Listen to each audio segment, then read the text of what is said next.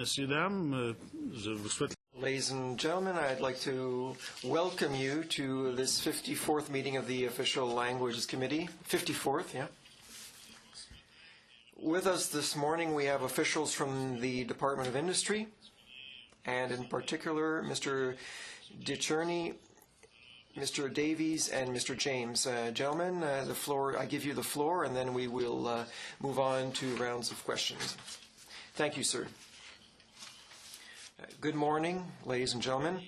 I am accompanied today, on my right, by Mr. Davies, Assistant Deputy Minister for Industry Canada's Regional Operations Sector. He's responsible for Part 7 of the Official Languages Act. And Mr. Bill James, the Department's Director General of Human Resources, who has overall program management responsibility, more specifically for Parts 4, 5, 6 of the Act. I'd like to give you an overview of the Department's mandate, and second, give you some data on our human resources, and third, comment on the last report by the Commissioner. Industry Canada delivers a wide range of programs and services. We have a threefold mandate, which is to advance the marketplace through economic framework policies, foster the knowledge-based economy, and support businesses through policies and programs that promote competitiveness and productivity. So we have a number of programs that foster technological development, promote technological research, promote investment and the development of SMEs. I'd like to give you some data about the department. We have about 5,800 indeterminate employees. About 78.5% are based in the National Capital Region.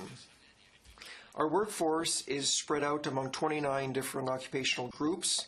So we have a number of people who work in various occupations, including commerce officers, patent examiners, measurement inspectors, and so on.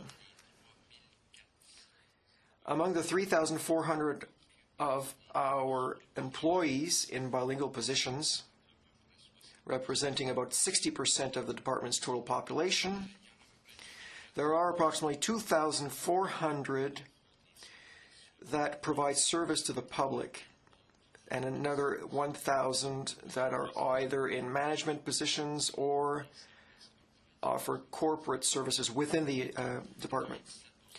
97% of our employees meet the language requirements of their positions. And the number of employees requiring language training has gone down about 25% over the last 5 years. And so we try to hire people who already meet the linguistic requirements. With regard to our executive cadre, there are approximately 230 executives who meet the language profile required, except for one person who received an exemption. And the last thing I'd say about our executives, approximately 32% of them claim French as their first official language, including deputy ministers. And third, I'd like to move on to discuss the report of the Office of the Commissioner of Official Languages. The department's overall rating fell to a C from the B received in the previous report. Over the past few months, departmental officials have met representatives from the Commissioner's office to review why we had received that rating, look at the causes, and to discuss where improvements are required. And now I'd like to turn to the 4 parts of the Act. I'll do this in English. 4 of the Act deals with service to the public. Industry Canada has about 65 points of service across the country. 59 of these are bilingual. There are 6 major areas where we offer services. Spectrum, information technology, where we do inspection and certification. We have the Superintendent of Bankruptcy. We have Competition Bureau, especially Corporations Canada, Measurement Canada, and FedNow in the north of Ontario.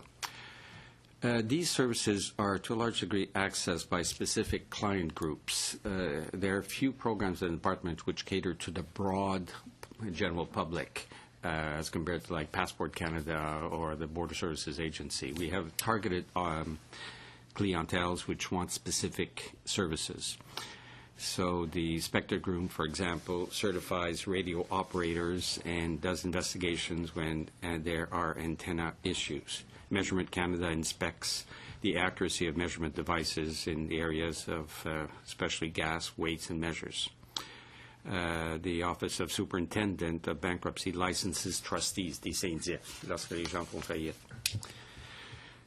Au sujet de notre performance, in terms of our performance with respect to in-person service, we received the following ratings. Active visual offer, 87% of the time. Active offer made by staff, 40% of the time, which is not good.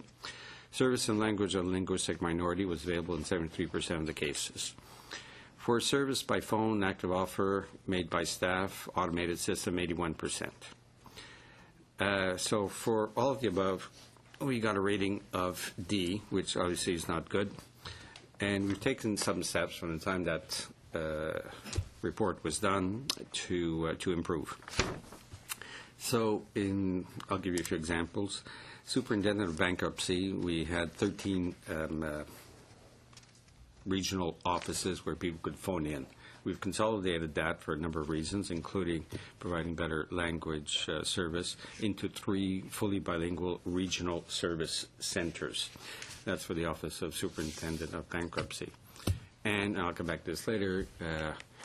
We have hired in Montreal, because we have some problems in some of the other areas of the Act in terms of Anglophones in Montreal. We've hired our regional director there is a person whose first language is English, in order that we can address some of the other issues. Secondly, we've also on a more regular basis, and more recently over the last few weeks, somewhat in preparation for my presentation and visit here, did a further spot check of our toll lines and have followed up with remedial action where necessary.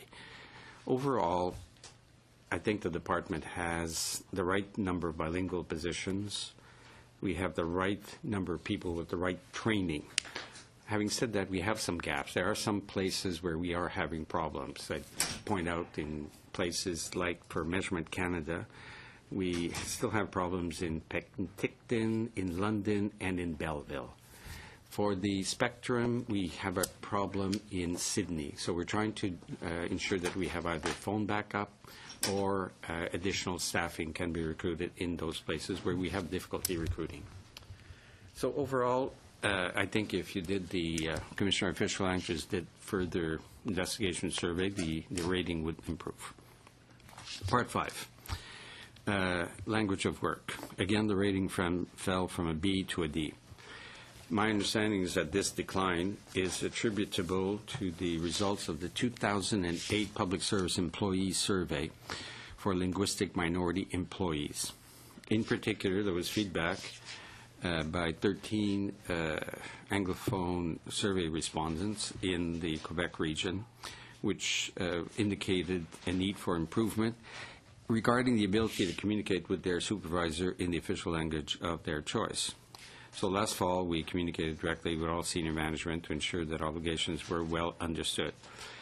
Last month, we did a follow-up survey to same community, 20 people, and noted a significant improvement in terms of communications with immediate supervisors. People were comfortable in doing that. On the other hand, we found another problem, which was Anglophones who wished to use English in work meetings were not comfortable. This was raised by 3 individuals. So we've spoken to our regional director in Quebec to implement a more broadly based plan so that that person can reach out to these individuals and give me a report twice a year. I've also told him that the next time I go to Montreal, I wanted to meet with the Anglophone individuals in our regional office and just have a discussion both in terms of language, of work, how comfortable they were, and what else we could do. Là, je passe à partie 6 de la loi. Moving on to Part 6 of the Act, equal participation of English-speaking and French-speaking Canadians in the workforce. Our rating fell from a B to a D once again. There are three factors in terms of number and participation and number of Francophone employees in the National Capital Region. We got a good score there. Our workforce exceeds availability by 277 employees. And the number of Francophone employees in Canada, excluding Quebec and the National Capital Region, exceeded workforce availability by 56 employees. The problem is in Quebec, where the target is set at 13.4%. In terms of employees, we're at 6%. In order to fill that gap, we have taken a number of steps, and we will take others as well. For example, I will be personally writing to all Anglophone university presidents and colleges such as Marinopolis and John Abbott, Dawson, in order to raise their awareness of our needs as an employer and to encourage them and to encourage their students to consider Industry Canada as a future employer. We don't have a great turnover in our department, but we have to do what is needed to increase the participation of Anglophones within our Montreal offices. Moreover, the person that we hired as a regional director for the bankruptcy office will be given a specific mandate to increase the number of new Anglophones working with us. With regard to program management, you have about 1 minute left, please. Yes. With regard to program management, our rating fell from A to B, and that's largely attributable to the fact that our current approach to planning is done sector by sector rather than department-wide. This is something that we could develop together with Bill James, and I saw a first draft, and that should be completed in May. And the last part is Part 7 of the Act, which addresses the vitality of official language minority communities, and for that we received a B in the latest report. There are a number of initiatives that we have taken in that regard in order to support the economic development of OLMCs. We've created a tool which is called the Filter, Languages Filter, which enables us to look at all our programs and ensure that the concerns and needs of communications and communities are taken into account. So I'll end with that. Thank you very much. Thank you. We have a first round of 7 minutes, and we'll begin with Ms. Zarak. Thank you, Mr. Chair. Good morning. Thank you for appearing. You have an action plan that is being drawn up for Part 7, I believe. Yes, for Parts 4, 5, 6, and 7. Now, this is a first plan, including Part 7. In the past, you had a plan that ran from 2010 to 2013, which did not include Part 7. So my question is, it follows up the hearing from other witnesses who did not know their responsibility with regard to the Official Languages Act. The fact that the Part 7 wasn't included in your action plan, is that because you did not understand all of your responsibilities under the Act? Well, no. There have always been champions within the department who are quite familiar with all that. And within the department, we have responsibility over FEDNOR, which is for economic development in the north of Ontario. And there are substantial OLMCs in that area. And we're quite familiar with that part. And we were quite familiar with that program because of CALDEC. And following a court's decision with regard to CALDEC, we developed our filter.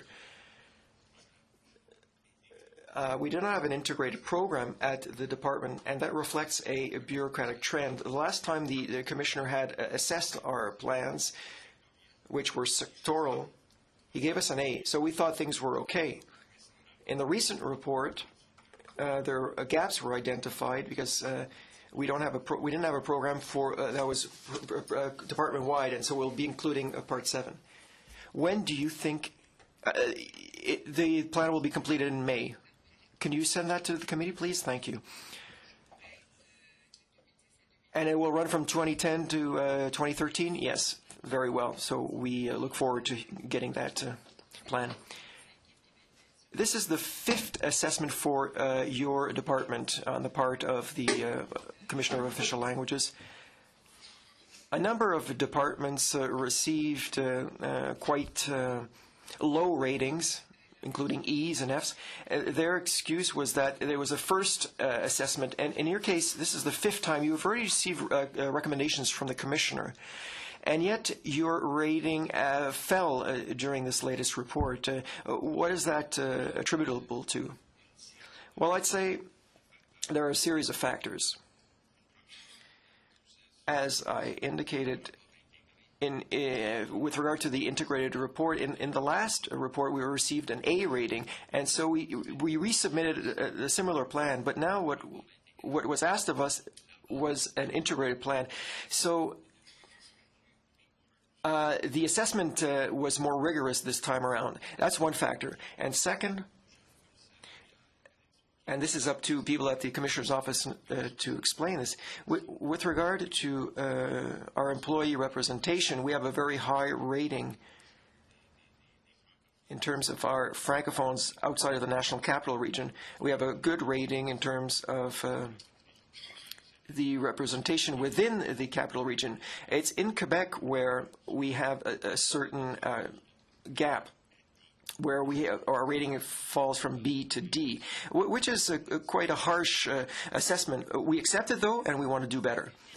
One of the recommendations of the Commissioner was on the filter that you developed. I'd like you to explain what exactly that filter is, and if you will take the Commissioner's recommendation into consideration. The filter that was developed by the department was taken up in other departments as well. It's an analysis grid, and it helps us determine how concerns and perspectives within official language minority considerations can be taken into account. We have a program that where we provide renovated or refitted computers to schools, and thanks to the filter, it was shown that there was insufficient outreach with OLMCs. So we adjusted our focus, and we've increased our outreach with those communities. So we've assessed the department's programs to see where improvements could be made, and that's where the filter came in. Thank you. You also indicated that you have many sectors, I believe 29. I didn't check all the occupational classes that you have, but when you look under the required competencies, you never see the bilingualism requirement. Do you not think it would be important to include that as a required competency? Well, I do not regularly check the job offers. I'll ask my Human Resources Director about that, but as I did say, we have about 60% of positions that have a linguistic requirement. Perhaps my director can explain that. Yeah, two things. We have an assessment program to check that hirings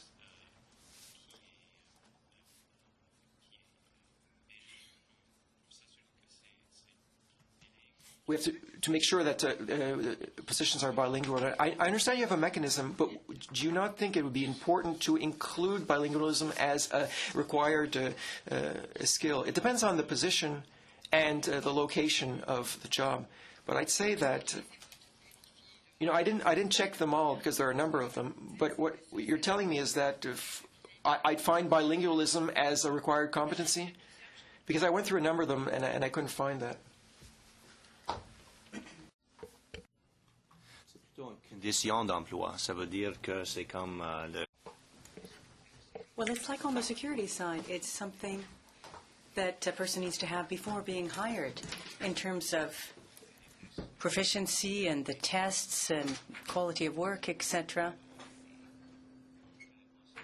But in all of the positions designated bilingual, the person must have those qualifications or that proficiency level before being hired.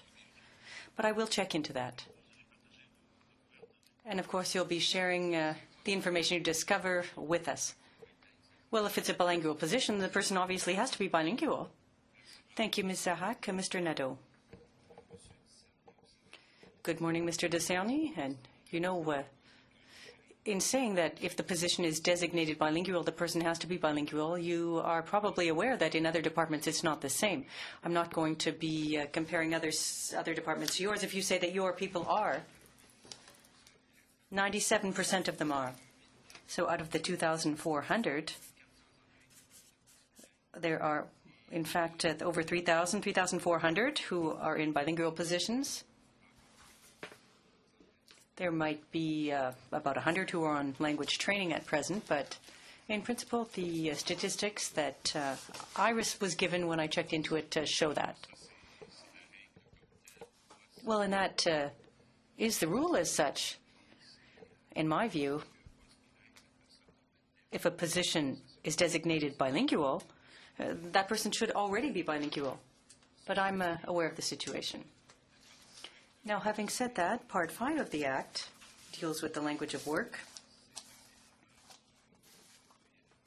And it's something that bothers me. In fact, it frustrates me because it's not something that we're seeing in your department only, but in others as well. You received a D. And in terms of statistics, 41% of people who have French as a first language, 41% feel uncomfortable communicating in writing in French. That's unacceptable. In terms of communicating with their immediate supervisors, 36% who have French as a first language or who communicate primarily in French are uncomfortable using French with their immediate supervisor.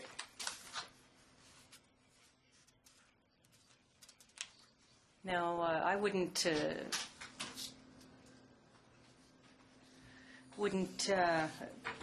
last long in a department like that. So tell me, what are you doing to encourage people? To tell them your report, your document, you can send it in French. Feel free to send it in French. And if there's someone higher up, some boss who says, whoa, whoa, in English, please. Or why not in English? If it comes in French, we have to get it translated. So what do you do to encourage people, the employee in question? And what do you do with the person higher up in the hierarchy? And I hear stories like that. It's not just a figure of speech. What do you do to encourage people and to discourage the situation, depending on who's written the document and who's receiving it? I came to Ottawa in '69, and the example that you're talking about was pretty common.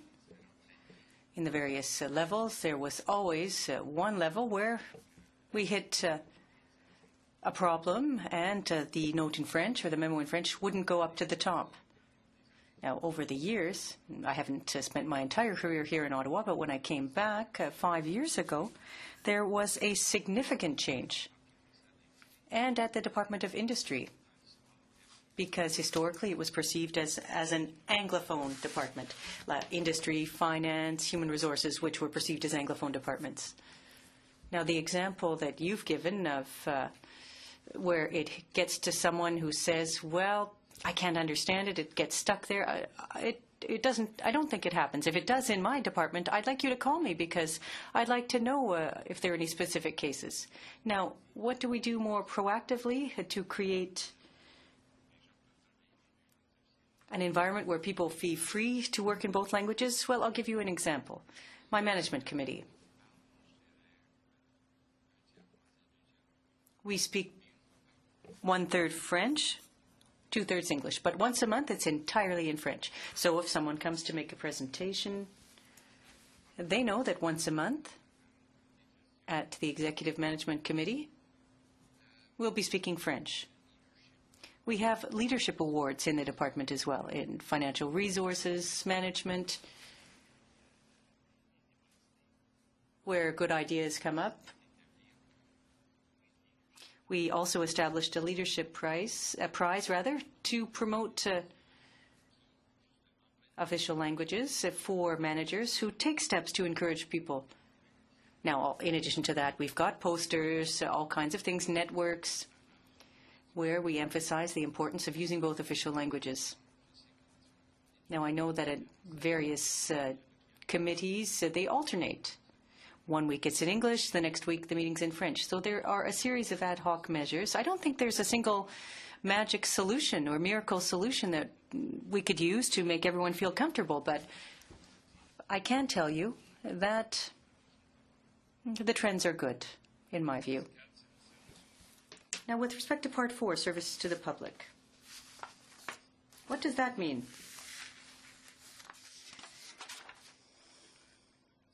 People who want to deal with Industry Canada or businesses who contact you in French, don't receive service, they are answered in English only.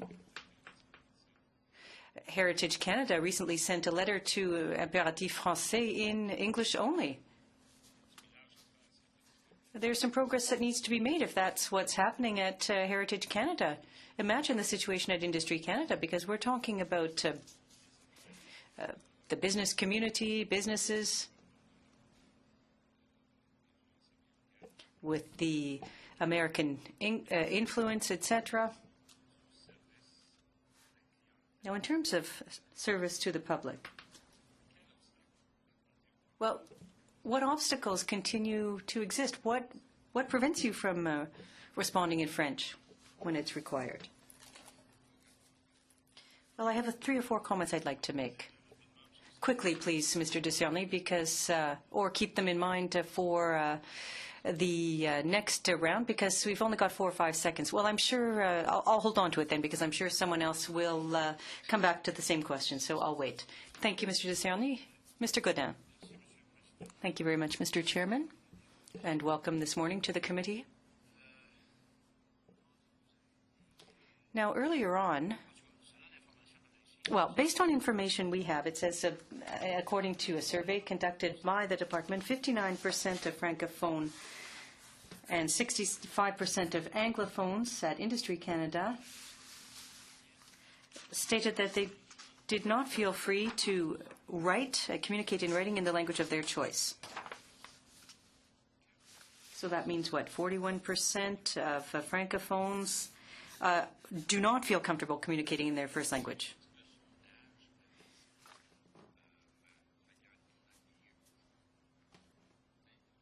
Well, there were some people who responded in the middle of that. They said they somewhat agreed, somewhat disagreed. So it's not black and white, 59%, 66%. Yeah, but 59% of Francophone respondents and 66% said they feel free to use the official language of their choice. So now, if we calculate that, that means 41% Francophones didn't feel comfortable. Now, there are people who didn't respond as part of that 41%, or areas where we don't know the answer. Also, people who don't agree with that. So there is a problem that needs to be resolved. So there again, based on a survey, 64% of Francophones and 34% of Anglophones stated that they feel free to use the official language of their choice with their supervisor, with the immediate supervisor, in the language of their choice. Now, earlier, you said that in Montreal you needed some Anglophones. Is that that's what you said? Yes? Yes, because relatively speaking, and as I pointed out, there are 2 types of surveys.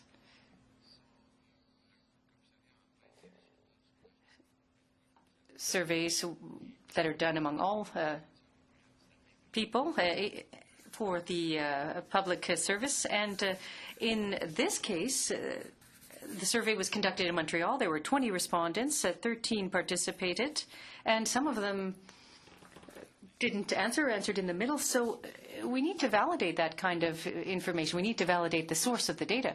Oh, yes, of course. So how are you going to validate that for the Francophones then? You didn't say you were going to be going out into the Francophone regions. What are you going to do then? Well, let's start where, in the words of the Commissioner, there was a decline where we moved from a B to a D. It was linked to that primarily. It wasn't targeted. It didn't focus on the areas where the Commissioner said we had the biggest problems. With respect to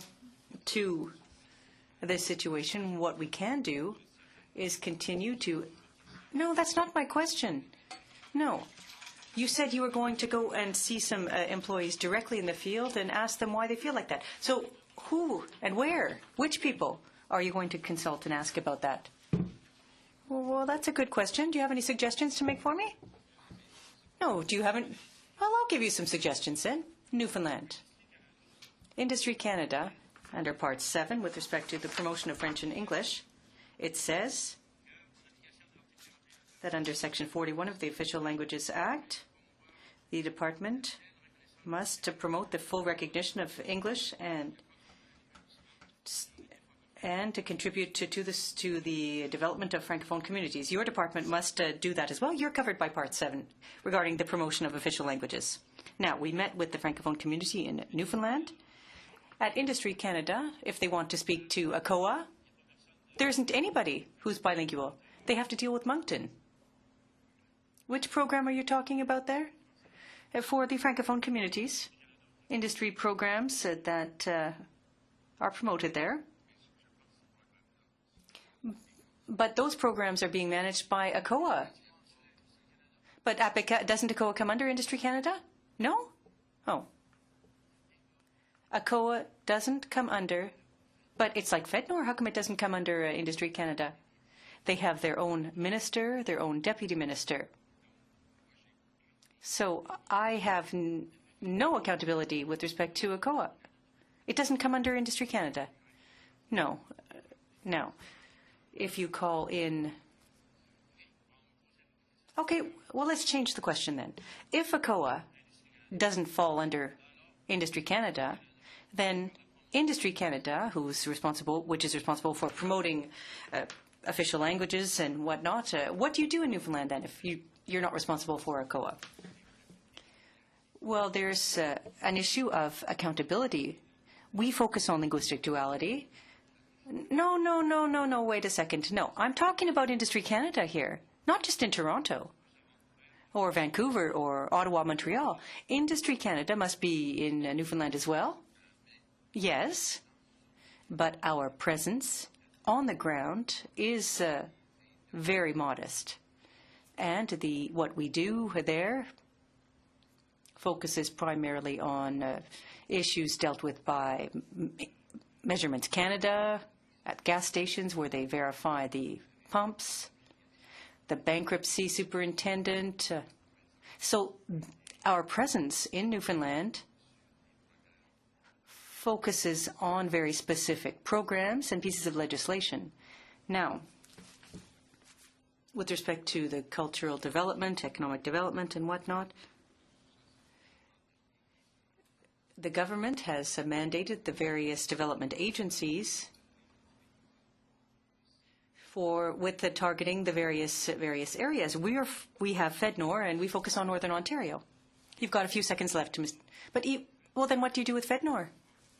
For the Francophone community in Hearst and Kapuskasing, Timmins, in those areas. Well, when my colleague has an opportunity in the next round, he will be able to answer that question. You pick up on things very quickly, Mr. Discerny. Thank you, Mr. Godin. We'll now go to Ms. Boucher. Good morning, gentlemen, and welcome to the committee. Now, when we look at your ratings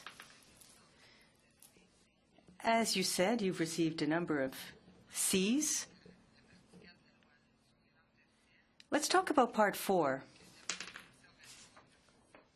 When it says that based on service to the public between in January 2010, the visual offer was available in 84% of the time. It was a B. The rating was B. With respect to the active offer, it was 40%. Now, I'd like you to explain that to me. We're in a bilingual country. We have a linguistic duality here. And as francophones, we feel that French should be equal. So how can you explain to me that the active offer by staff was 40%, only 40% when the active visual offer was 87%? Well, a few points on that, if I may.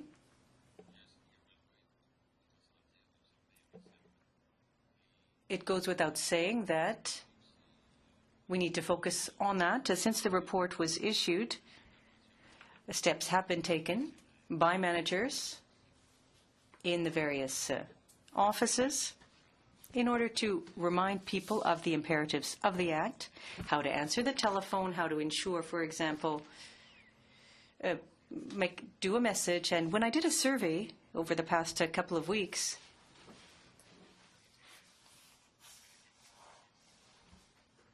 those results were much poorer than the results today. So improvement's been made. Well, could we have access to that information? Well, I could send you I think it would be important to receive that. But within Industry Canada, there are a number of very independent boxes. We don't all do the same thing, like Corrections Canada, for example, which looks after prisoners. We have people who are specialists in bankruptcy, Measurement Canada. So each of these organizations has procedures and offices that are specific. Now, when I talked about the 60 points of service, I asked some questions about that, and what we discovered was that at Measurement Canada, there are 20 service points of the 60. Of the 20 points of service, 10 offer services, where the other 10 are simply an office where inspectors drop off their briefcases. There's a computer. They shouldn't be on the list because they're not there to provide services to the public. They're simply there as a workspace with a computer once the staff members have done their inspections. So they will work on their reports there. So that list needs to be tightened up a little bit to cover those, to distinguish those offices from the ones where services are being offered. So they shouldn't even be on the list. So there's a cleanup that has to be done. There are a number of offices where people are only leasing the space, and it's not part of their function to provide a service. What I find concerning, and your department isn't the first, when you have an active offer of service by employees, it seems to me that employees must be completely bilingual in order to do that. Now, if you're in a location where you have only unilingual Anglophones, but in many cases that's not true, and French should be on the same footing as English in some places. And you say in English that you have the opposite problem where Anglophones represent 13% of the population. I've asked the question to a number of witnesses in previous meetings. What are the criteria for determining whether someone is bilingual? I mean, I can use the word toaster, but that doesn't make me a bilingual person. And that's when I came to Ottawa. But today, 5 years later, I can express myself in English rather well. Are there still people, employees in your department, who are uneasy about using the other language.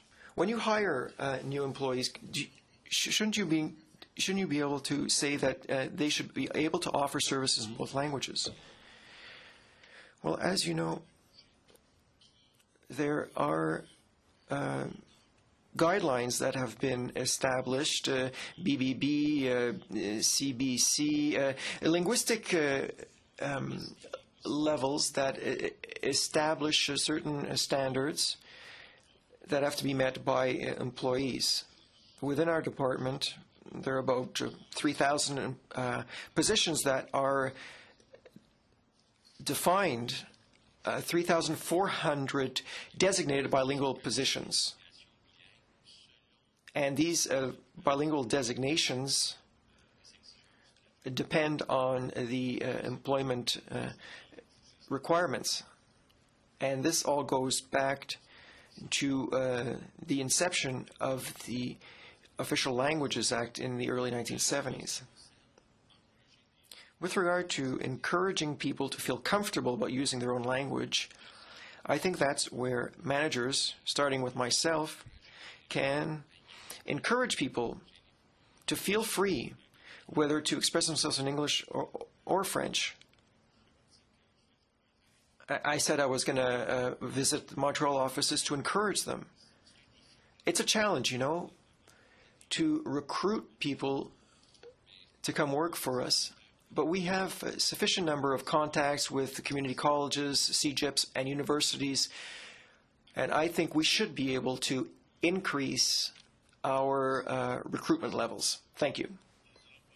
We'll now move on to the second round of questions, 4 minutes each. But before that, I have a brief procedural question.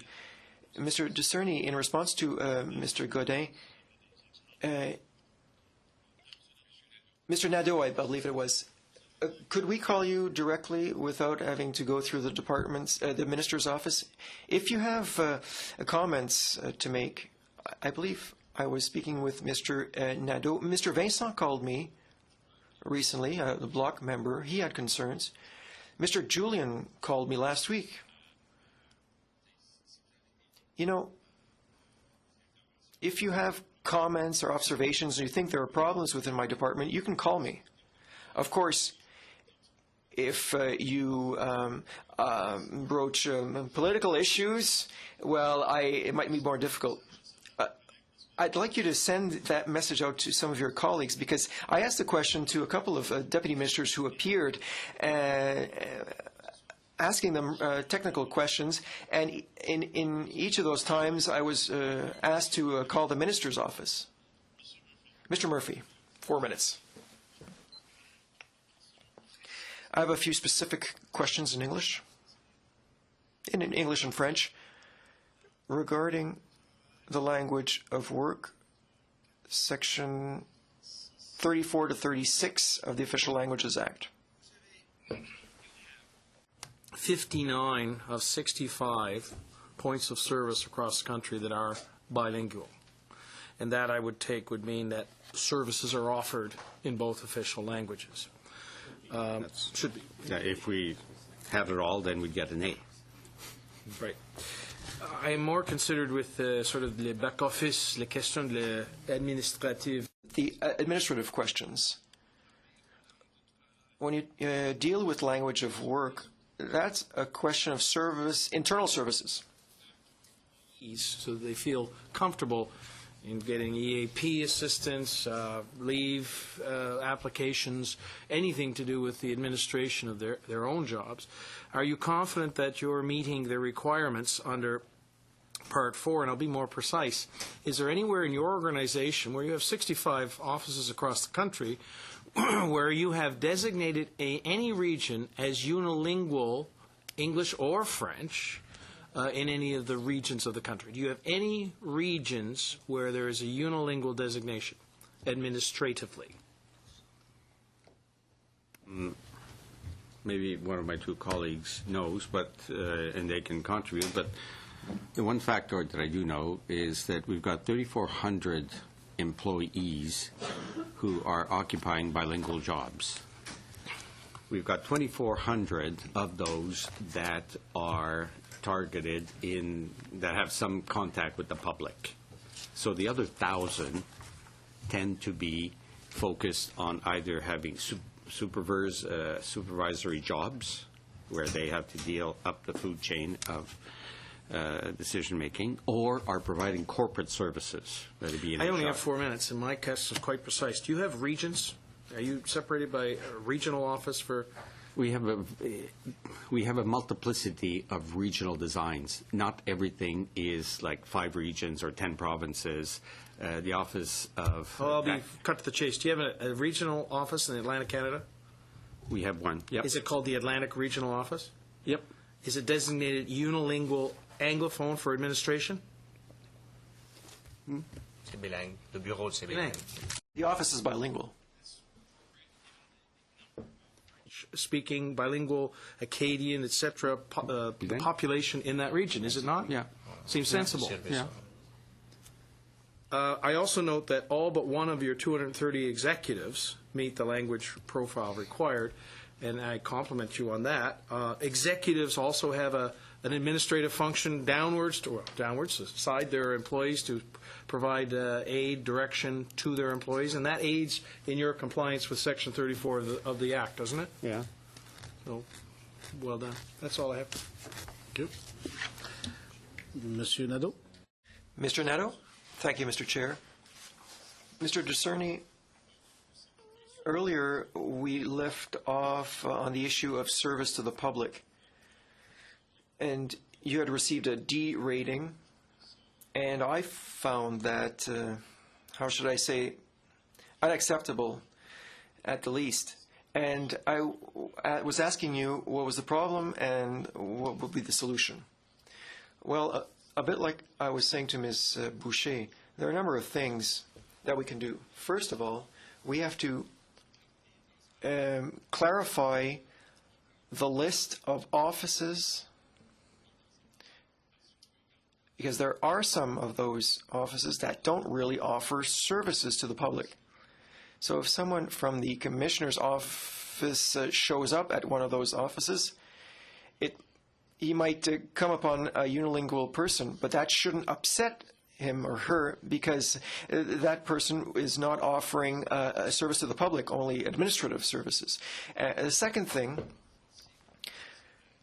we've strengthened with our managers who offer services the understanding of complying with the Official Languages Act.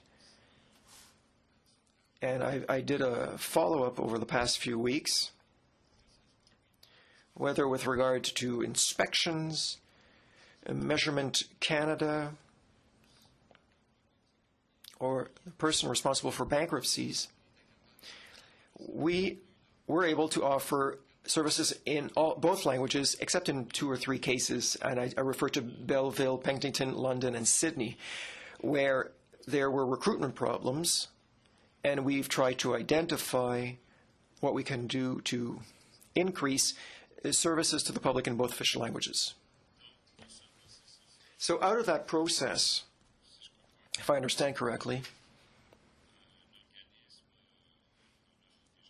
you now have business people who can deal with Industry Canada, or the public can obtain information regarding the department. But do you have a service when, for whatever reason, if someone cannot be responded to in the language of his or her choice, do you have a mechanism to tell that person, just a moment, we can refer you to someone within the office who can be within the same region, whether it be in the prairies or the Atlantic region, a person who can respond adequately in the language of their choice and in a timely manner? The answer is yes. 2 brief comments. I do monitor quite closely the complaints. This year, there was one single complaint, and that testifies to the fact that there aren't too many people who are not well served. And I also said that I'd be sending evidence of today's meeting to all of my managers so that they can be made better aware of issues raised by MPs and concerns. You know, Mr. Discerny, and it's a good thing there was only one complaint, but, you know, some people will simply switch to English if they see that there's a language barrier. We know that phenomenon pretty well. Yeah, but the opposite is true as well. If we had 50 complaints, I wouldn't be in an enviable position today. But I say by sharing today's evidence with the people who offer services to the public, that will raise their awareness to the importance of respecting the Act. Thank you. That's a good initiative. Mr. Gould. Thank you, Mr. Chair. Thank you to our witnesses for appearing today. I'd like to follow up along the same lines with services to the public. When Canadians want to obtain services from a department, often you call 1-800-CANADA, and Service Canada refers them to the appropriate department. Is that something that happens often when you receive calls from Canadians? And I mean, Industry Canada deals with business people and people from the industry, not necessarily ordinary Canadians. Well, generally speaking, there are few. I mean, my mother wouldn't call Industry Canada, for instance,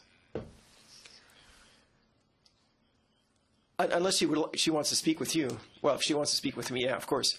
But she's not part of our regular clientele. I mean, she'll call Passport Canada, for instance. You know, we deal with, among 6,000 employees within the department, about 1,000 or 1,200 who work on projects.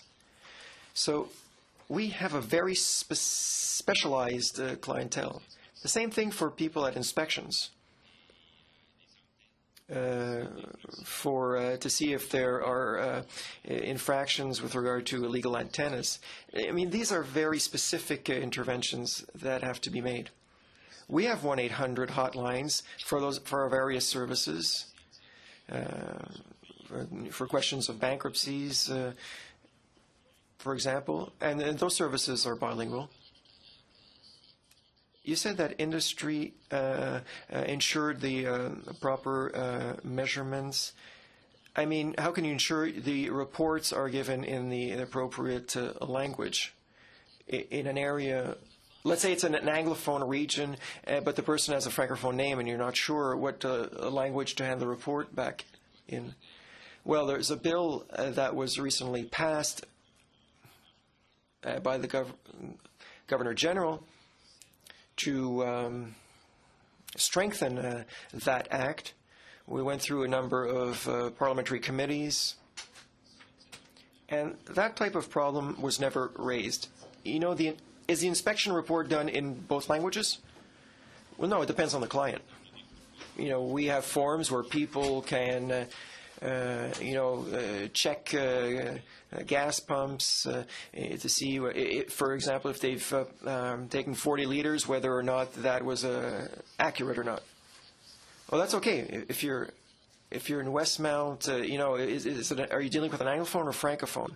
Well, I note how our inspections are carried out, and I'll report back to the clerk and give you some more detailed information, because I honestly don't know how that is done, specifically speaking. Thank you, Mr. Gould. Mr. Godin. Thank you, Mr. Chair. My colleague would like to answer with regard to FedNor.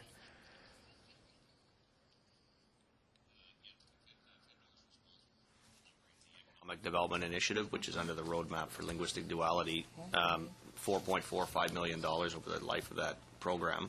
In the last full fiscal year, they delivered $1.9 million of projects, 100% in communities, Francophone and minority communities, for economic development, community development. I have a few examples I can give you. In Thunder Bay, we provided through FedNor a program to provide business development support for Francophone women. No, but my question is the administration of that. Is it Do they have francophone? Is it bilingual? Absolument. C'est l'administration. Je parle l'administration. I'm talking about administrative services. You know, I went to Edmonton in Alberta where I met a group of francophone entrepreneurs there, and what they were saying was that they had to deal with an organization to receive funding, whereas Anglophones had about 4 organizations. You know, community organizations funded by Industry Canada or through various agencies such as FedNor. And Francophones apparently had only a single door to knock on, whereas Anglophones had about 4. Are you aware of that? In the Commissioner's report, it references the need for those working in economic development to understand the needs of the communities, particularly the minority language communities. And we held in the last fall, national consultations with Anglophone minority language communities and Francophone minority language communities, where we had all of the regional agencies. So in that case, in the Western Canada case, Western Economic Development staff were there, and the organizations representing the folks in the community who want these agencies to understand their needs, to ensure there's appropriate outreach, there's appropriate research. We've undertaken research projects to support developing better understanding of the economic development needs of those communities, and are sharing that with all the regional agencies. So that's one of our responsibilities in the department, is to improve that. Okay. Le commissaire a noté que The Commissioner noted that Industry Canada is preparing an action plan on official languages for the 2010-2013 period. That's the first time that the department would have such a plan for all of its sectors and branches with regard to parts 4, 5, 6, and 7 of the Official Languages Act. Is the plan completed? Have you submitted a draft to the Official Languages Commissioner? And could we receive a copy of the plan? Well, we're working on that now. We plan completing that work in May. And once we have a clean copy, we'll be sharing that with the Commissioner to see whether edits have to be made, whether the job was done properly. And once that is complete, we'll be posting that on our website, and we can send you a copy. Will you be sending a copy to the Commissioner?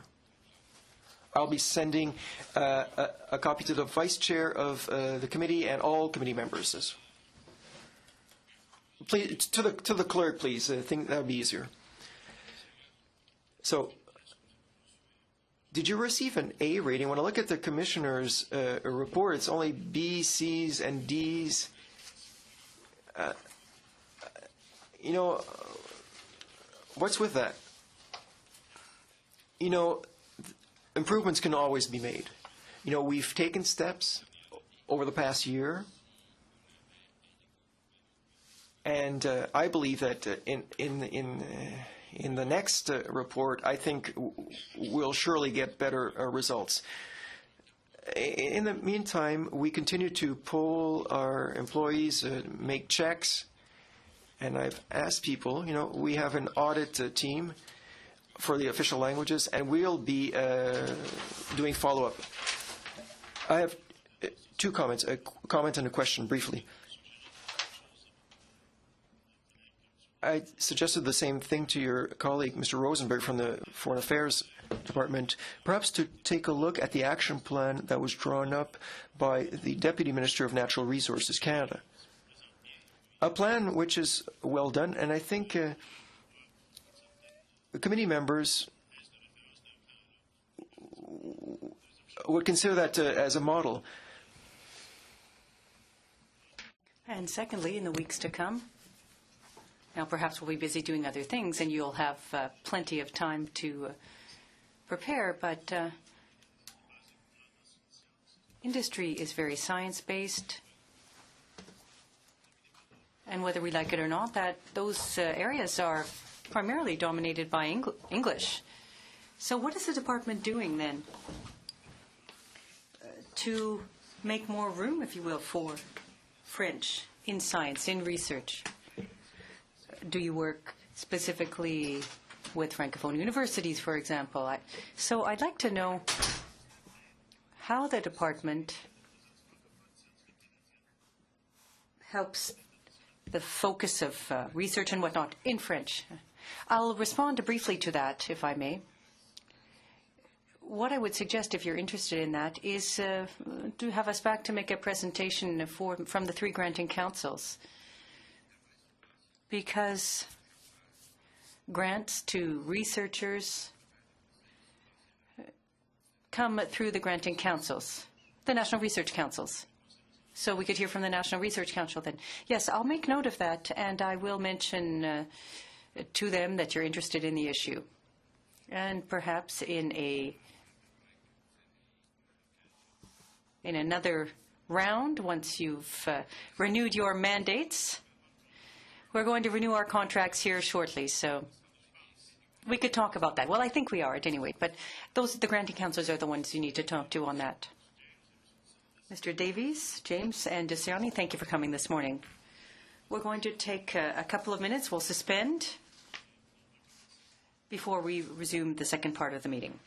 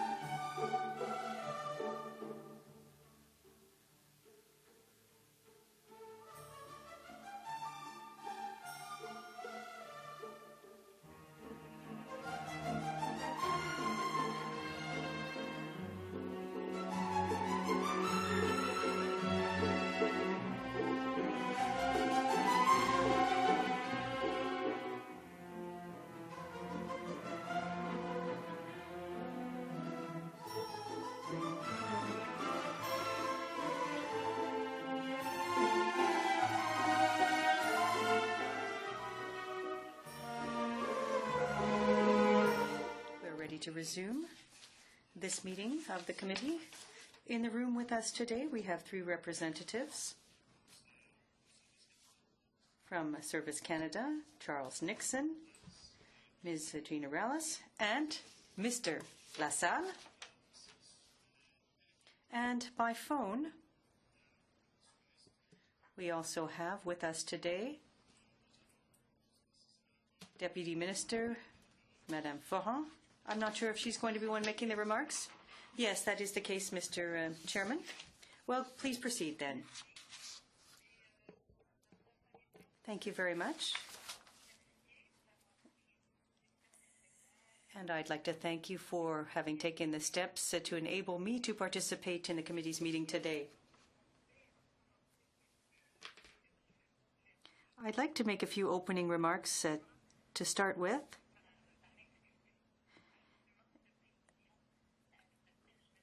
I want to start by clarifying the situation.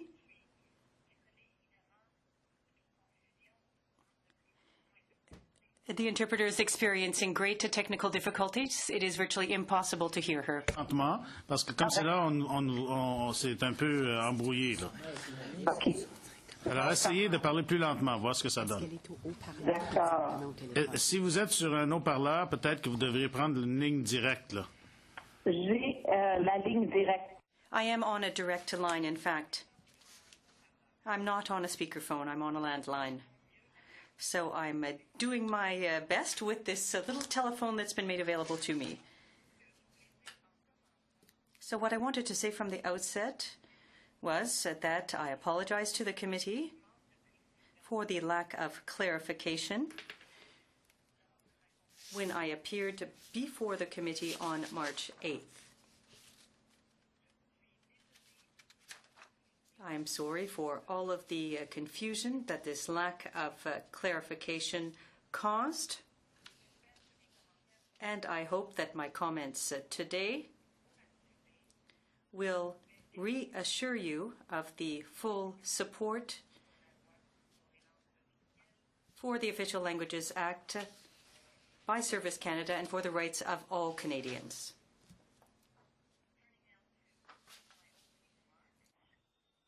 First, I would like to clarify the situation regarding the language designation of the Atlantic region by Service Canada. Nous avions 4 régions. We have 4 regions that were brought together in one large region. That has not had an implication or has not changed anything with respect to language rights. All Service Canada centres and employees' positions, which were designated bilingual, remained bilingual. There has been no change to any language of work entitlements of Service Canada employees.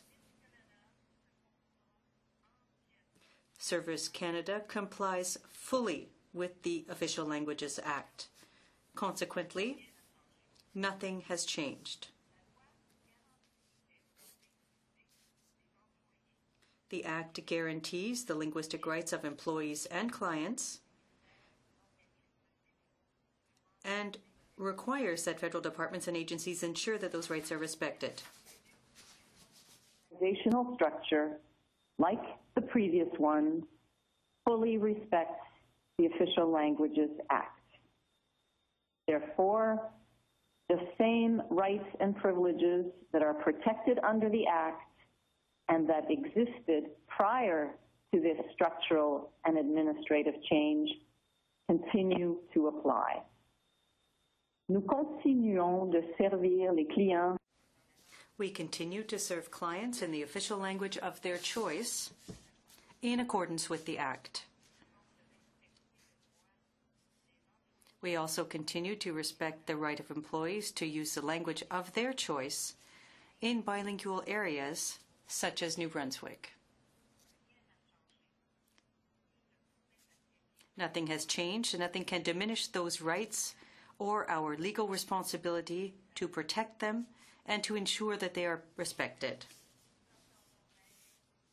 In fact, we plan to increase our bilingual capacity for regional senior management positions in the Atlantic region.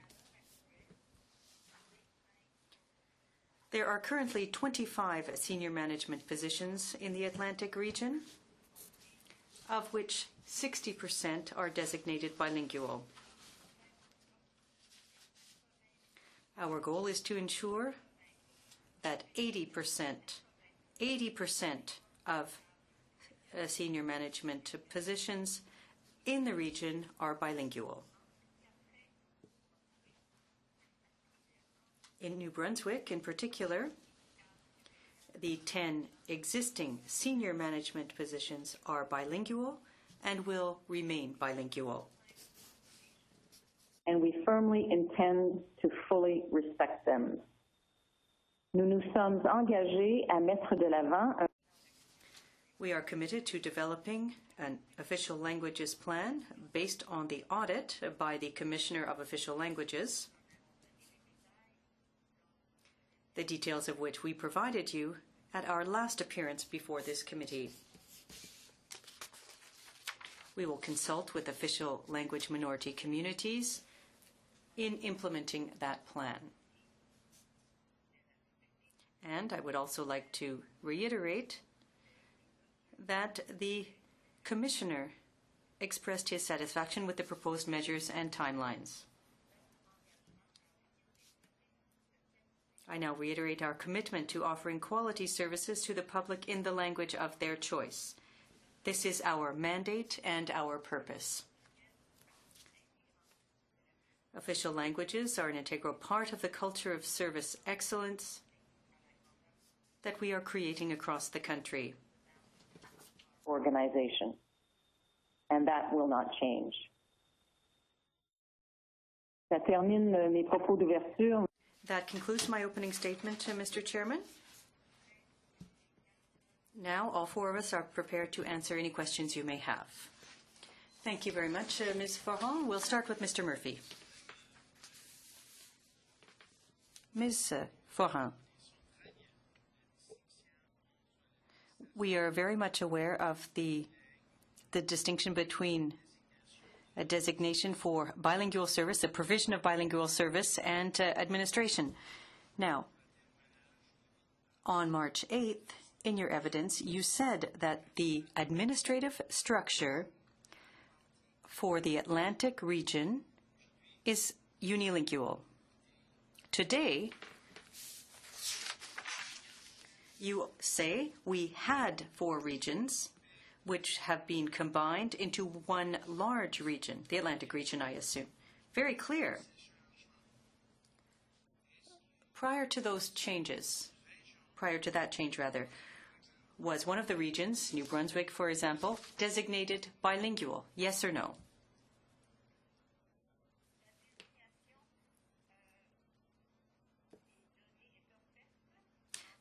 The designation is under the Official Languages Act, and it's the Official Languages Act which makes it possible to determine which regions are designated bilingual.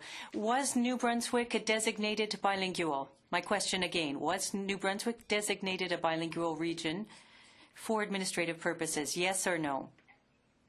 Response, it's not an administrative question for the department to designate a region bilingual or unilingual. The clarification that I wanted to make today is that, but that's your position, Madame. I don't have much time, Madame. I apologize. I don't have much time here.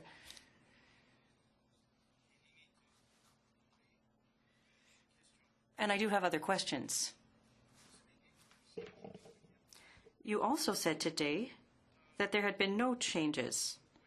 However, employees in the region and people in the region are signing petitions. There have been a number of calls into our offices. And let's look at New Brunswick. There was a big change because there were 4 regions. Now there's 1 region. The region was designated to unilingual English.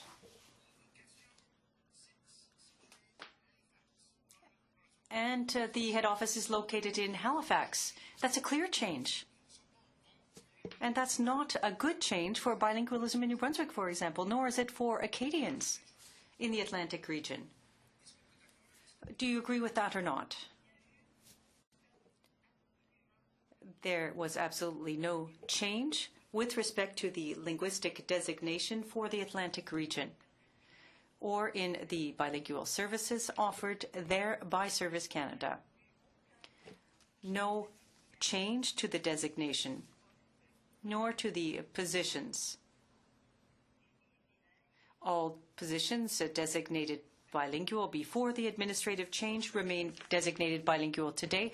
There have been no changes with respect to the designation of these positions in the Atlantic region. Question. With all due respect, Madame, I would suggest that you read articles on in fact, on linguistic rights in Canada, it's a book that I have here. On behalf of citizens in my riding, I want to say that you need to focus on sections 31 to 36, your obligations under the Act with respect. I don't agree with your interpretation that you are in accordance with the Act or in compliant with the Act. That isn't the case because in New Brunswick, we had a bilingual region. Now it is a unilingual region, and the head office is centered in Halifax. That's unacceptable. And I'm not happy with your answer at all. It's not an answer, in fact, because in New Brunswick, we have rights. Now we no longer have them. And I'm speaking for employees at Service Canada, not with respect to service provided at points of service. I'm not at all satisfied, Madame Foran, and I'll let others to continue their lines of questioning. Thank you, Mr. Chairman. Thank you, Mr. Murphy. Mr. Chairman, go ahead. Mr. Chairman, could I make an additional clarification? Now, the member said that the head office, I believe that's what he meant, that the head office for the larger Atlantic region was located in Halifax, and that had an impact on employees in New Brunswick. I would like to simply reassure the committee and the member that having the management framework located in Halifax had no impact, made no changes on the other structures in the region. It's not concentrated in Halifax. We have management positions in the 4 provinces. We didn't focus all of the management in Halifax. My colleague took 5 minutes, a little over 5 minutes. There's a minute left, so I'm going to ask a question. Here's my question.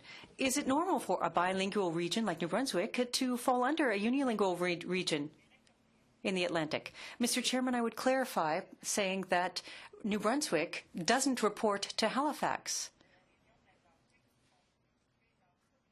There are management positions located in all of the structures. We have a decentralized management structure in that regard. So employees in New Brunswick do not report to an office in Halifax. We have management in Moncton, Fredericton as well. But this morning you said, and I quote, we had 4 regions which have been combined into one large region. The head office is in Halifax. So my question is this. Is it normal? Can it be justified to have a bilingual region like New Brunswick reporting to a unilingual region in Halifax, an office in Halifax? Well, Mr. Chairman, what I'm trying to explain to you is that the decentralized structure that we've put in place in the Atlantic region is such that the 4 Atlantic provinces are represented at the table. So you can't say that New Brunswick reports to a head office in Halifax because the positions are located throughout the Atlantic region. Well, I have to stop, Madam. My time is up. We'll now go to Mr. Nadeau. Thank you, Mr. Chair, ladies and gentlemen.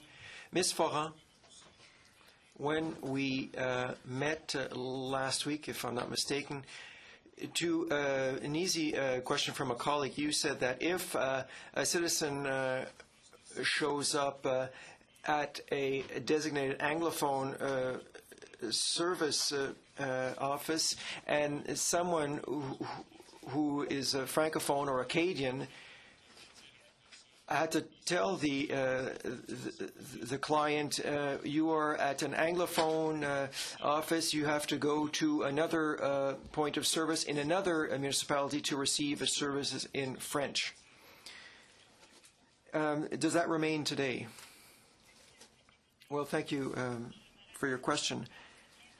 I full well remember that question, and the answer to that question is that the Acadian person who speaks French is entitled to speak in French with the person who shows up at a unilingual Anglophone office can serve that person in the language of their choice.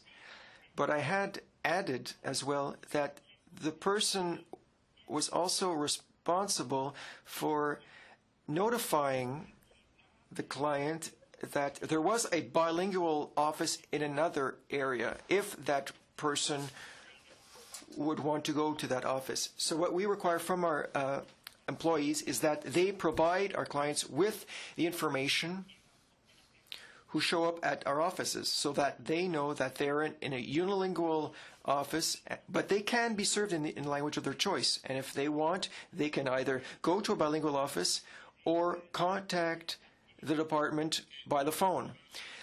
Ms. Foran, I'm going to cut you off here. I understand your response. I am Richard Nadeau. If I show up at that office and I ask for a service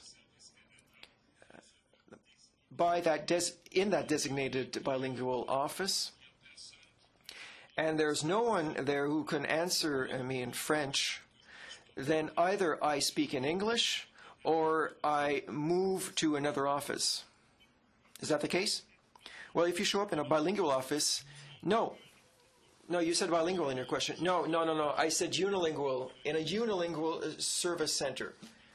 So if I show up in a unilingual Anglophone office, I am a Canadian citizen, and I would not be able to receive a service in a Service Canada office in the Atlantic region in the language of my choice. The point. No, I'm talking about a unilingual Anglophone office.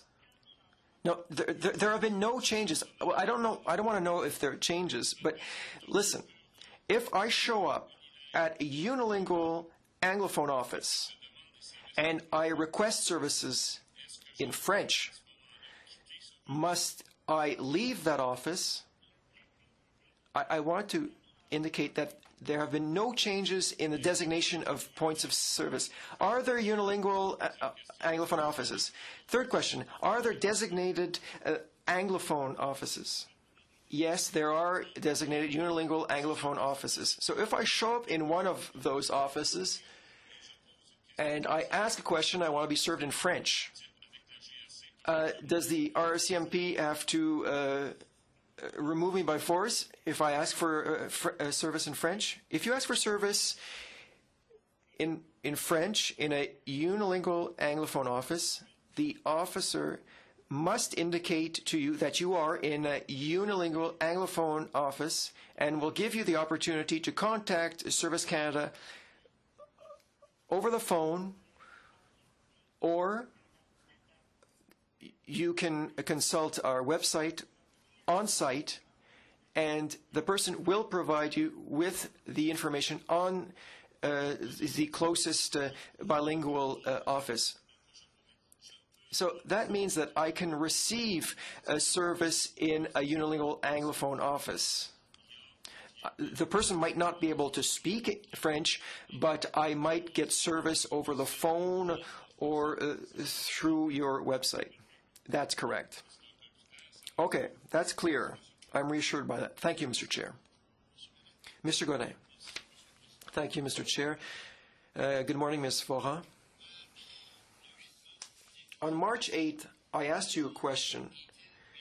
Is the Atlantic region bilingual? And you answered that the Atlantic region is a unilingual Anglophone region. Within it, New Brunswick is a bilingual. Do you agree with that? Well, I agree. That's what I did state on March 8th. So you did say that on March 8th.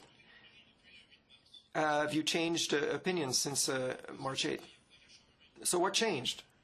Nothing has changed. I simply want to confirm that you quote me correctly. I'm reading what you stated. It was a mistake on my part for not having been clear at the time. well, clearer and more specific. In all Service Canada press releases, they talk about services to the public. We're talking about the administrative structure. Let's stop talking about services to the public. We want to talk about the administrative structure. Prior to the centralization of administrative services in the Atlantic region, in New Brunswick, Bill Ferguson, who was bilingual, was the director of the administrative structure in New Brunswick. Mr. Bill Ferguson retired and was replaced by Ms. Louise Branch. You know her? Yes.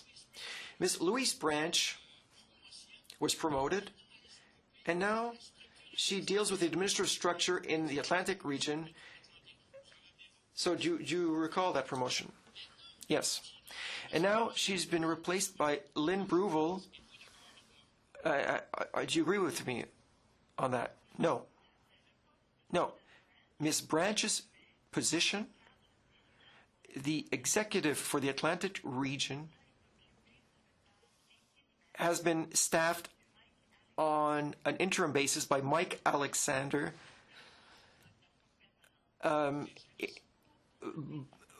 And we are now looking to fill that position on a permanent basis, and the competition is now on. Ms. Lynn Bruval is the Director of Compensation and Processing Services for Service Canada in the Atlantic region.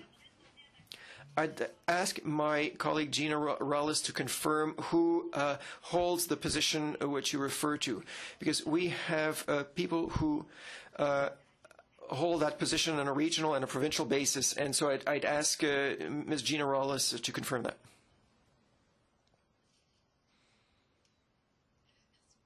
Thank you. Once again, to clarify things, indeed, Ms. Branch was the director responsible, and so Ms. Bruval did not replace her. Mr. Mike Alexander replaced her on an interim basis. Is he bilingual? Yes, of course. When we called to speak with Ms. Branch, they told us that she was replaced by Ms. Bruval. Ms. Bruval's title is Director of Pay and Compensation Director. Now, what about Mr. Jim Wood? Jim Wood, who is the director responsible for employment insurance, and he was working out of St. Jean. He was replaced by Doug Johnson in Newfoundland.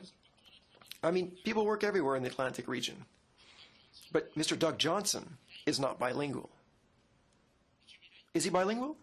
No. How come when I asked about the 60 jobs that were lost in Bathurst, and that employees or people in Bathurst had to deal with Mr. Johnson who didn't speak French, how come the employees, and under Part 5, employees have the right to speak in the language of their choice? Yes?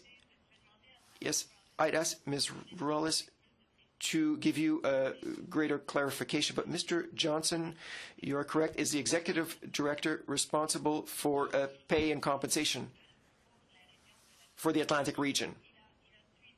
He followed language training, and he is completing that training.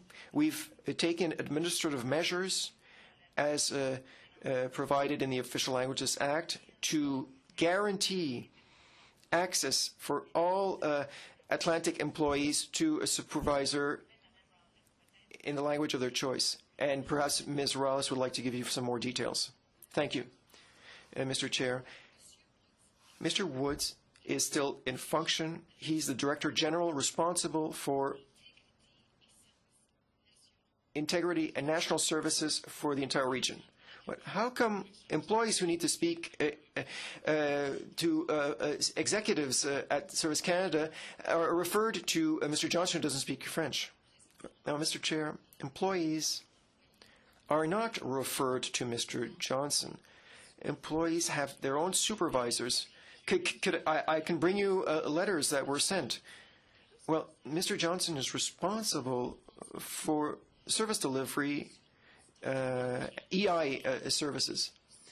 But from in terms of supervision, there are other employees. We're talking about administrative structure. Beforehand, they were dealing with Mr. Jim Wood, and Mr. Wood said himself that you have to now deal with Mr. Johnson, who does not speak French. And Ms. Bruval said, I'm unavailable. You have to speak with Carson Littlejohn, Director of Pay and Compensation Services, who is in Saint Jean and doesn't speak French. And that's what the Atlantic region has lost. Do you agree that there have been changes? When things were centralized in New Brunswick, services were offered in French everywhere where people called. And today, you hit a wall, and employees are telling me that they're hitting a wall. And when I asked the question, Ms. Foran, you said the Atlantic region is a unilingual Anglophone region. And the communications director, Ms. Terrien herself said, Mr. Godin, you're calling our offices, but our offices are not bilingual. I'm talking about the administrative structure, which isn't bilingual. Do you agree with me, yes or no? Briefly. Are you asking me the question? I'm asking whether those services are bilingual or not. At all offices I called, they said that the offices were unilingual Anglophone. A brief response. Yes, Mr. Chair. As I did indicate from the outset today, I said it was inaccurate to say that the Atlantic region was a unilingual Anglophone region, given that the Official Languages Act sets those designations. So we did not change anything in that designation for the Atlantic region. However, the language of work and Part 5 or Part 4 services to the public. We'll come back to that, Ms. Foran. Mr. Gourde. Thank you, Mr. Chair. Thank you, Ms. Foran. We'll give you the opportunity to clarify things. The designated Atlantic region includes which provinces? The Atlantic region includes Newfoundland, Prince Edward Island, Nova Scotia, and New Brunswick. Is it designated Anglophone or bilingual? It has no designation in terms of language. The designation in terms of language of work is set out in the Official Languages Act. Is it bilingual or Anglophone? New Brunswick is a bilingual province, and therefore, all rights and responsibilities relating to that designation are set out clearly in New Brunswick. As for the other provinces, as you know, it's a question of service to the public, and we follow regulations under the Official Languages Act to designate certain offices in certain locations. And some offices are bilingual, as in Hawkesbury in Nova Scotia or in all provincial capitals. So there are three options. You have bilingual, unilingual, and neither one nor the other. That's my understanding, at least. What I wanted to say, member, is that there is no designation per se for the entire region. There are areas like New Brunswick, which are designated bilingual. That was the case before and is still the case today. Nothing has changed in that regard. Could we designate that region? Well, the Official Languages Act provides for a designation of a particular location, and we follow provisions of the Act throughout the region. I'll give the remainder of my time to Ms. Galipeau. Good morning, Ms. Foran. The last time you appeared before our committee, I myself and other committee members had the impression that you got tripped up in details. And your prepared statement today, in a certain sense, reassured me. But in responding to questions by members, I've become less reassured. And today you didn't trip up in the details. You've been tripped up in your own language.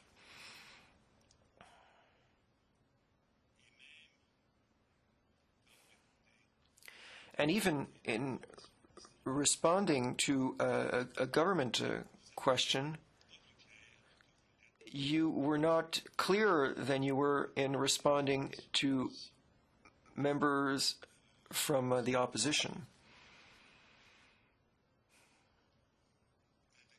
And so, regretfully, I must say that I share the concerns that were expressed by members of the opposition. And I think that for you, this should be an opportunity to think more seriously about what has been done. I have no other question because I'm simply not satisfied by your responses. Ms. Farah, would you like to react? Yes, thank you, Mr. Chair. Yes, I would like to react. I'm trying to expose the situation as clearly as possible. I thank the member for saying that he was reassured by my opening remarks, a copy of which you've received, because that was the main gist of the message I want to communicate to you today. And I'm sorry if I haven't done so more clearly. What I meant to say was that we do respect the Official Languages Act, and we do so by ensuring that our employees have the workplace they are entitled to and providing services to Canadians to which they are entitled under the Act. I would like to say that we have in no way reduced those rights or choices, neither for the language of work nor for services to the public. Thank you, Ms. Farah. We have about a minute and 45 seconds left to this round. Go ahead, Ms. Boucher. Good morning, Ms. Farah. I fully share the concerns of my colleague, Mr. Roel Galipeau, and other committee members here today.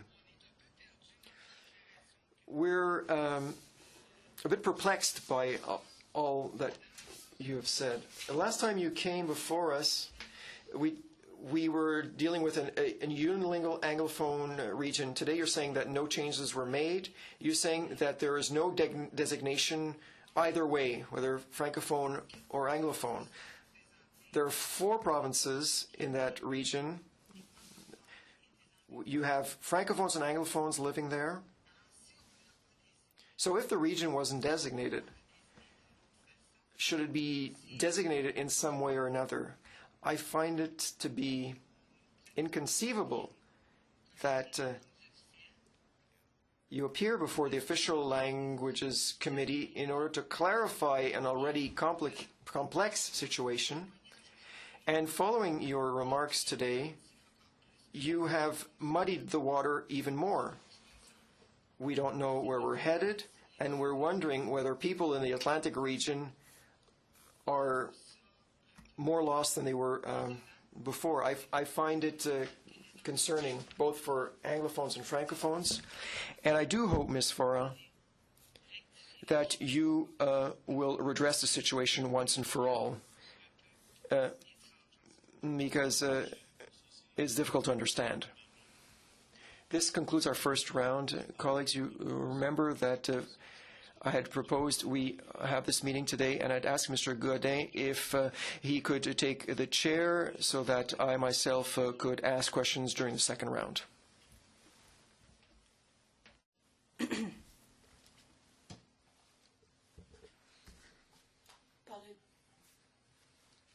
Monsieur le Vice-président. Monsieur Mauriel Bélanger, s'il vous plaît. Merci, Monsieur le Président. Mr. Bélanger. Thank you, Mr. Chairman. Ms. Farah, I'd like to remind you of what you said on March 8th when you appeared before the committee. You said that you consulted organizations in Nova Scotia with respect to the closure of some offices. Now, we have here a letter signed by Jean Légère, Director General for LAFANS, which is the Nova Scotia Francophone Federation, and it states that other organizations weren't consulted. They were simply informed that offices were closed. And he's called for a one-year moratorium before any further offices are closed. What do you have to say about that? I'd like to thank the member for his question. Before appearing on March 8th, I was informed that discussions had been held with the two organizations, as well as with two other smaller organizations in two other locations.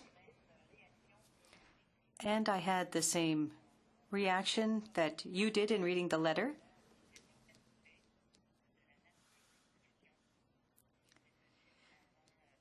And in fact, I didn't have an opportunity to speak to the two organizations, but I spoke to the FCFA, and I agreed with my colleagues that the discussions should be renewed with those organizations. No, Madame, more quickly, please, because I've only got 5 minutes in total. So I heard the same concerns that you're sharing with the committee this morning, and we will be holding some additional discussions with those organizations. So you're accepting a moratorium then? Will you be accepting a moratorium? Response. I wouldn't want to commit to that kind of a situation immediately. I want to take a look at the situation with respect to services in those two communities. And you'll come back to us before making that decision? We'll come back to you. Another question, and I quote what you said when you appeared before the committee last time. In a unilingual service, the management is in one language. It could be French. It would be French in Quebec and in another language elsewhere. The employee, if the management structure is English, the employee is required to speak English. Under Section 34 of the Official Languages Act, English and French are working languages in federal institutions, and as a result, pursuant to that part of the Act, employees can use either language. Do you realize what you said, that what you said, in fact, runs counter to the Act? I'd like to thank the member for the comment. I would ask Ms. Rollins to comment on the language of work and the way that we respect the language of work at Service Canada. Merci beaucoup. La loi. Thank you very much. The Act is very clear with respect to ensuring that there is room for both official languages, and as regards to the language of work, it is clear that employees are entitled to speak and work in those languages. But the last time the Deputy Minister appeared, she said the opposite. So don't you see a contradiction here?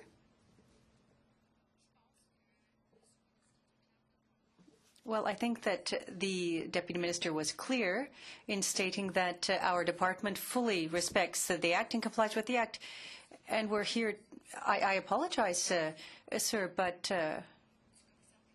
we are part of the audit. You're accountable to Parliament. Don't forget that, Madame. And this is the work that we're doing. And I admit that I don't get carried away very often, but I'm really getting frustrated by all the skating and dodging the issues that I'm seeing here.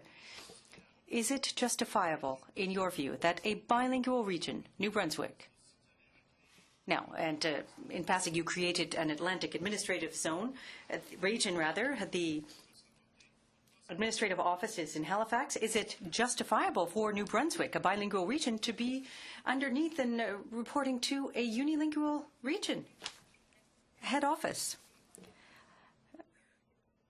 Response. I would like to clarify once again that New Brunswick doesn't report to Halifax.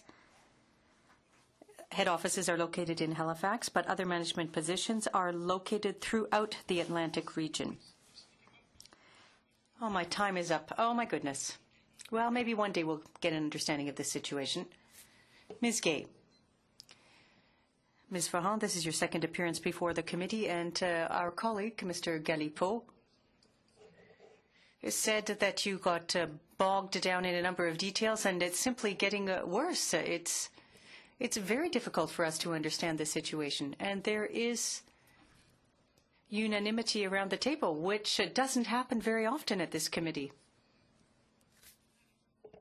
I think that for the New Brunswick region, something's simply not working, and you're going to have to take some steps and act accordingly. When you made your statement here at the committee, a few days later, a senior manager at CIVIS Canada in the Atlantic region denied your comments. What do you have to say in response to that? And quickly, please. Thank you. I'm not sure what statement we're talking about here. Your statement, you should know. No. You said that a manager denied my statement. Which statement are we talking about? The one where you said that the 4 provinces of the Atlantic were unilingual.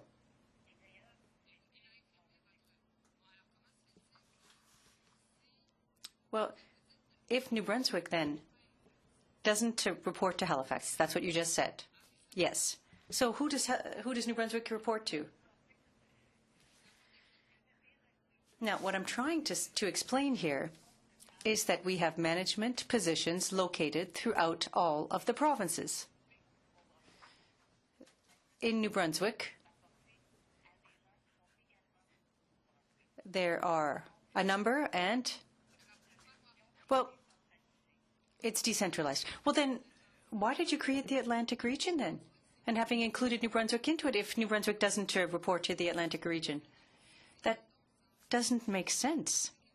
Explain that. We have one region that covers the 4 provinces in the Atlantic region and 4 lines that deal with services there. We have a manager, executive for each of the business lines in New Brunswick, in Newfoundland, in Nova Scotia as well. So that's what I meant when I said it was decentralized. But it's not decentralized because you just said that the 4 provinces are part of an Atlantic region. You talk about decentralization, but it makes no sense. New Brunswick reports to New Brunswick. That doesn't make sense either. You just created a region. New Brunswick is part of that. So they report to themselves. I'm sorry that it's so difficult for me to explain this to you.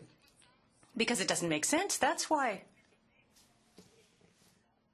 We aren't organized on a provincial basis. That's perhaps the easiest way to explain how we operate. We have management positions located in the 4 provinces. And we ensure that the official language is complied with respect to the language of work in all of the lines of supervision that exist. Ms. Farhan, I don't have much time left, and I know that I have colleagues from New Brunswick on our team here who would like to ask more questions, but I'd like to say this. We're watching you, and we're going to follow up on this situation. We are not satisfied. On our side, we're not satisfied with the situation. We want the real answers, and we'll be sending you your papers back so you can sit down and do your homework. Because once again today, the answers that you've provided are creating more confusion. They're more confusing. We don't understand anything here. And I think you're going to have to go back to the drawing board and sit down and do your homework. And then reappear before this committee as quickly as possible with some real answers for us. Thank you, Ms. Gay. 30 seconds. Ms. Farhan, if you'd like to respond. Well, simply to say that I'm prepared to do everything that I can to clearly explain our organization at Service Canada, the positions, who reports to whom. So I would like it to have an opportunity to do that. We will undoubtedly have that opportunity, but perhaps in the meantime you can send a very detailed org chart to the committee. Yes. Mr. Généreux. I'd like to thank the witnesses for coming. Good morning, Ms. Forin. You just stole my thunder, Mr. Chairman. I wanted to extend a lifeline to Ms. Forin in this difficult times. I was going to say that perhaps it would be a good idea if she were to send us the org chart for the region. Now, I'm a bright guy, but I'm really having trouble following this here this morning. Now, having said that, and of course, this committee is in place to ensure that the Act is complied with. The Atlantic region is a region that is well defined in terms of bilingualism. We know that the only officially bilingual Canadian province is New Brunswick, so we shouldn't have to question that. But it is part of the Atlantic region where the provinces aren't designated bilingual. They're more unilingual Anglophone. That's something we simply have to admit. But you said that your department has a great deal of responsibility in terms of official languages and in providing service in both official languages. Now, I'm going to take a step back from that, and we hope that we will very shortly receive the org chart from your department at Service Canada so that we're in a better position to understand what you're trying to explain to us here this morning and which we can't seem to get a grasp of. Now, Ms. Forin, you talked about changes to employees in recent months or weeks, and for clear reasons. Some have changed positions, others may have retired, and that's completely normal in an institution. But when these changes occurred, and maybe Ms. Urales can respond to this, are those positions that were freed up, are they designated bilingual, and is it normal for people to take up those positions if they're not bilingual? I thank you for your question. As Ms. Forin said, we have 25 management positions in the Atlantic region, 10 in New Brunswick. Of the 25 are there, and among the 25, 60% are designated bilingual, and they meet the requirements, and we're aiming for 80%. But just a moment. Ms. Forin, that's good news. Thank you. See, I'm trying to be generous, as Mr. Généreux, that being my last name. Now, having said that, please continue. Yes, if I may, because I didn't fully answer your question. The other aspect is this. Are the other positions staffed bilingually? Now, what I was going to say with respect to staffing is that 96% of all bilingual positions are imperative, bilingual imperative. So that means that people are bilingual before they're appointed. Well, you said 96%. That's 96% of the 25. So let's talk in specific numbers and not percentages. So of the 25 positions, there's what, 21 or 22 that must be bilingual, if that's what you're saying. For the bilingual positions, 96% are staffed bilingually. Now, if someone is in a position on an acting basis as a manager, is that a position taken on by a bilingual person as well? Is it because the position is bilingual? Does the person who takes on the acting assignment have to be bilingual as well? Yes. For someone to be in a position to take on an acting position, that person must meet the linguistic requirements of the position. Any time left? Yes, good. Now, this has caused quite a stir. There have been a number of reactions as a result of your statement before the committee, especially in the Atlantic region. Ms. Forin, are you close to the management teams in your organization? And if yes, do you think that those people are telling you the way it is on the field as regards these issues? You've got a few moments left to respond. Yes, I am very close to my Atlantic managers, and yes, they do share the concerns from the region with me, important issues for the people in the region. And as I said, I'm very disappointed and very sorry, in fact, for the confusion caused, and I'm striving to clarify it as quickly as possible. And thank you very much. Mr. Godin. Thank you very much, Mr. Chairman. In all of the data that you're going to be sending us to try to and explain this, I'd like you to tell us what change occurred. Prior to that, each province was on its own. Now the administrative region is Atlantic. What's the difference? Who reports to whom? Why did Mr. Jim Wood say he was replaced by Mr. Johnson and Doug Johnson, who is now speaking to the people in Bathurst and who only speaks English? I really want to understand that. You said that you didn't confuse us. You told us the truth. That's exactly what's happening. And now you're skating around and trying to backtrack, trying to save face for Service Canada. Now, I asked the question, and I'm going to come back to the issue of the Atlantic region. So I asked you this. So the Atlantic region is unilingual francophone. The administrative region in the Atlantic is an Anglophone administrative region. What is that? What? Why is it unilingual, not bilingual? What is New Brunswick doing in that administrative region? And in response to that question, you said the administrative region of the Atlantic is an Anglophone administrative region. That's what you said. That's what you told us here.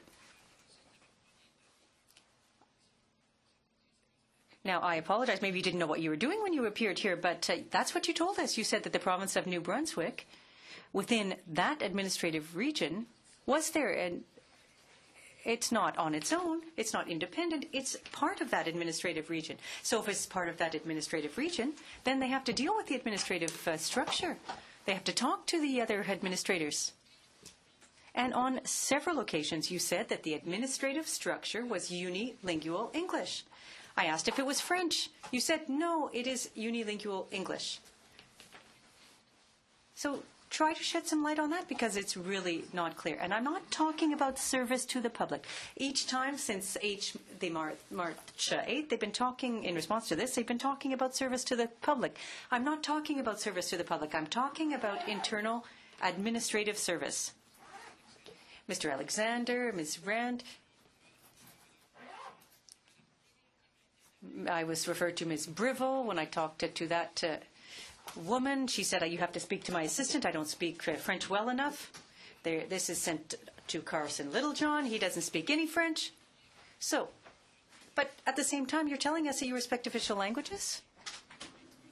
You didn't designate or make the Atlantic region unilingual English, but you said that it is. And now the people who are replacing in those positions are Anglophones, unilingual Anglophones. And you said yourself that it's unilingual English in the administration. You have to tell us what's set the record straight and tell it like it is here. As I said in my opening remarks, it was a mistake on my part. I wasn't clear enough with respect to changes made in the Atlantic region. Why? Why then? There are two Madame Terriers. Why did she herself say that the administration of the Atlantic was unilingual English? Why are two people saying that? Someone from Communications and you're saying the opposite now. Mr. Godin, what I can say is that it was a lack of clarification. Why two people are saying that? Why is it that two people have made the same statement? Why are two people saying the same thing then? It's inaccurate to say that the Atlantic region is, I'm talking about the administrative structure. It's not inaccurate. Those are your exact words. The administrative structure, you said, is unilingual. Madame Terrien in Newfoundland said the same thing. It's unilingual. The administrative structure respects, that's not what I'm asking. I'm not asking you that question. Is it unilingual or bilingual? It respects the Official Languages Act. You're not answering my question, Ms. Foran. Is it unilingual or bilingual? That's the question. I think I've said on many occasions today that we respect the Official Languages Act with respect to the language of work. Thank you, Ms. Foran. I have no further questions. Certain regions are designated. I have no further questions. Well, that concludes the second round. And if I may, colleagues, I would like to say that I think that this is an issue we'll have to explore once again. It may be interrupted by a general election. We'll have to wait and see. But, Ms. Foran, if I may, I have a suggestion for you. This morning we had before the committee the Deputy Minister from Industry Canada, Richard Discerny, who said in response to a question from my colleague Mr. Murphy that in the Atlantic region their administrative structure was bilingual. Now perhaps you could consider that for Service Canada. So I leave you that as food for thought, and I hope you have a nice stay in Spain. Hasta luego. See you next time. Thank you. Thank you to Ms. Rallis, Mr. LaSalle, and Mr. Nixon. This concludes the 54th meeting of the Standing Committee on Official Languages. The meeting is adjourned.